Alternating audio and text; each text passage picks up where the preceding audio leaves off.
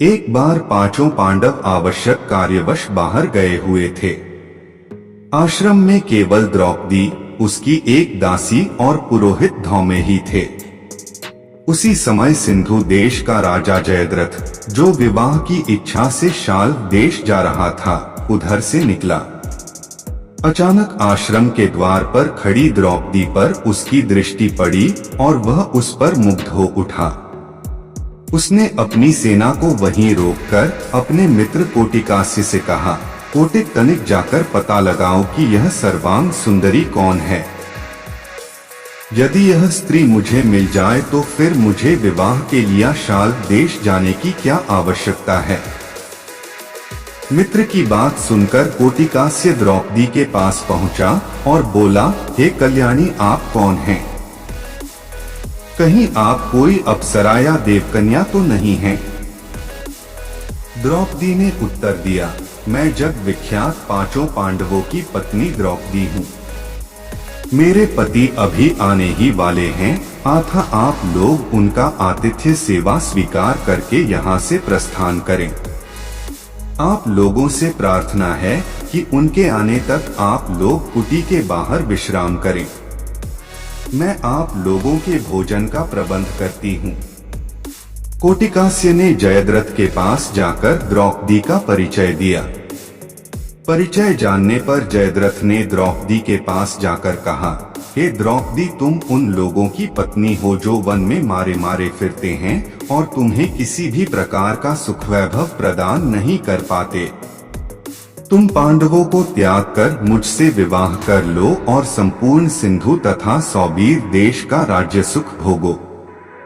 जयद्रथ के वचनों को सुनकर द्रौपदी ने उसे बहुत धिक्कारा, किंतु कामांध जयद्रथ पर उसके धिक्कार का कोई प्रभाव नहीं पड़ा और उसने द्रौपदी को शक्तिपूर्वक खींचकर अपने रथ में बैठा लिया। गुरु धौम्य द्रौपदी की रक्षा के लिए आए तो उसे जयद्रथ ने उसे वहीं भूमि पर पटक दिया और अपना रथ वहां से भगाने लगा। द्रौपदी रथ में विलाप कर रही थी और गुरु धौम्य पांडवों को पुकारते हुए रथ के पीछे पीछे दौड़ रहे थे। कुछ समय पश्चात जब पांडवगण वापस लौटे तो रोते कलते दासी ने उन्हें सारा वृतांत कह सुनाया। सब कुछ जानने पर पांडवों ने जयद्रथ का पीछा किया और शीघ्र ही उसकी सेना सहित उसे घेर लिया। दोनों पक्षों में घोर युद्ध होने लगा। पांडवों के पराक्रम से जयद्रथ के सब भाई और कोटिकास्य मारे गए तथा उसकी सेना रणभूमि छोड़कर भाग निकली। सहदेव ने द्रौपदी सहित जयद्रथ के रथ पर अधिकार जमा लिया। जयद्रथ अपनी सेना को भागती देखकर स्वयं भी पैदल ही भागने लगा। सहदेव को छोड़कर शेष पांडव भागते हुए जयद्रथ का पीछा करने लगे। भीम तथा अर्जुन ने लपककर जयद्रथ को आगे से घेर लिया और उसकी चोटी पकड़ ली। फिर क्रोध में आकर भीम ने उसे पृथ्वी पर पटक दिया और लात घूंसों से उसकी मरम्मत करने लगे।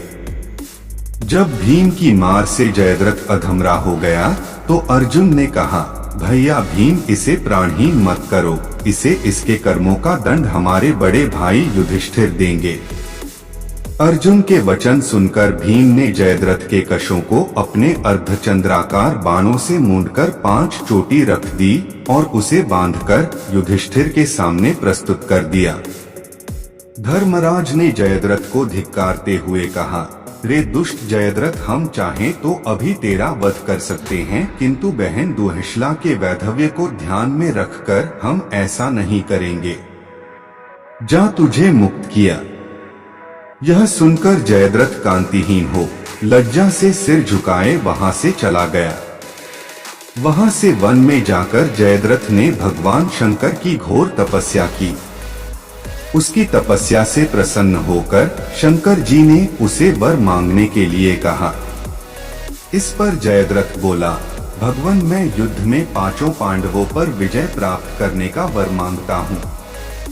इस पर भगवान शंकर ने अपनी असमर्थता प्रकट करते हुए जयद्रथ से कहा, हे जयद्रथ, पांडव अजेय हैं और ऐसा होना असंभव है। श्री कृष्ण नारायण के और अर्जुन नर के अवतार हैं। मैं अर्जुन को त्रिलोक विजय प्राप्त करने का वर एवं पाशुपात्यस्त्र पहले ही प्रदान कर चुका हूँ। हाँ, तुम अर्जुन की अनुपस्थिति में एक बार शेष पांडवों को अवश्य पीछे हटा सकते हो। इतना कहकर भगवान शंकर वहां से अंतर्ध्यान हो गए और मंदबुद्धि जयद्रथ भी अपने राज्य में वापस लौट आया।